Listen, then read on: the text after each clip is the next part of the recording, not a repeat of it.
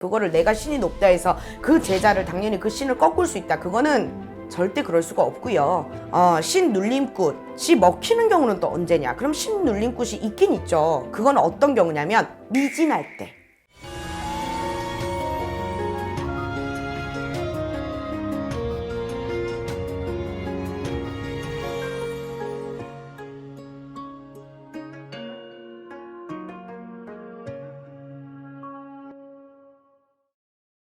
안녕하세요.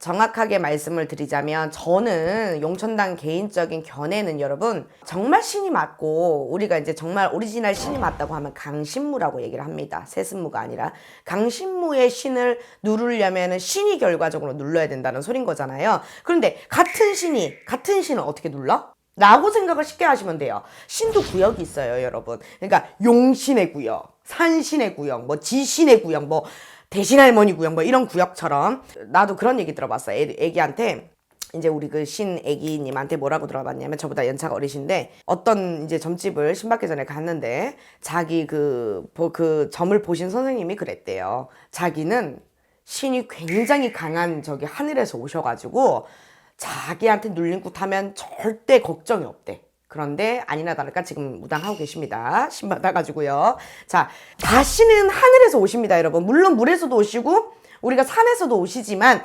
결과적으로는 신은 동일하다. 그런데 신의 높낮이가 있냐? 신의 높낮이는 있을 수 있겠으나 실제 그거를 인간 나부랭이 따위가 함부로 뱉어서 그 신의 높낮이를 평가할 사람이 과연 어떤 신을 모셨던 저는 이 바닥에 없다고 생각을 해요. 신을 모셨지 신이 되지 말아야 된다는 생각을 합니다. 그 말은 사람이기에 실수도 하고 사람이기에 나 또한 그 신이라는 그분들 앞에 테스트도 받고 어떤 뭐 진짜 갈굼도 당하고 때로는 고충들이 있거든요. 그런데 그 제자도 인간인데 그런 인간 제자가 인간의 사람을 봤을 때 그 사람한테 정말 강심으로 신이 내려 꽂히는데 그거를 내가 신이 높다 해서 그 제자를 당연히 그 신을 꺾을 수 있다. 그거는 절대 그럴 수가 없고요.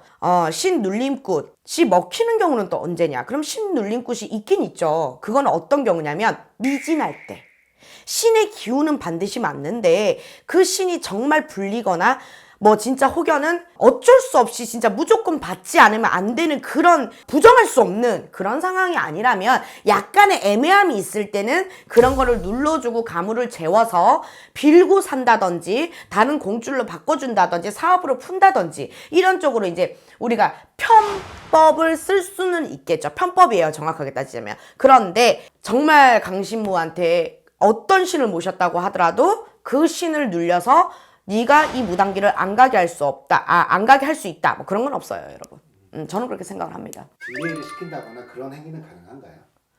시간의 딜레이 정도는 시킬 수가 있겠죠. 이제 이만저만 해서 우리 인간이 지금 현재 신을 모시려고 해도 이제 어떤 여러 가지 뭐 경제적인 부분도 있고 또 이제 밟아야 되는 순서에는 모든 현대사회에서는 금전이 들잖아요, 여러분. 그런 부분들이 실제 옛날에는 우리가 물 한 그릇 떠다 놓고 했지만 요즘 사회에 물 한 그릇 떠다 놓고 하시는 분들 정말 죄송하지만 없습니다. 결례라는 것도 있고 또 예법도 갖춰야 되고 여러 가지 하다 보면 또 욕심이 생기잖아요, 여러분. 어떤 일이든. 그러다 보면 그런 시간을 좀 주셔라 라고 얘기를 해서 시간을 버는 행위와 그냥 무작정 나는 신을 모시기 싫으니까 눌러달라는 행위는 여러분이 생각하셔도 다르시죠? 시간을 벌 수는 있겠지만 그게 합당한 이유였을 때 그게 아니라면 그거는 없다고 저는 생각을 해요.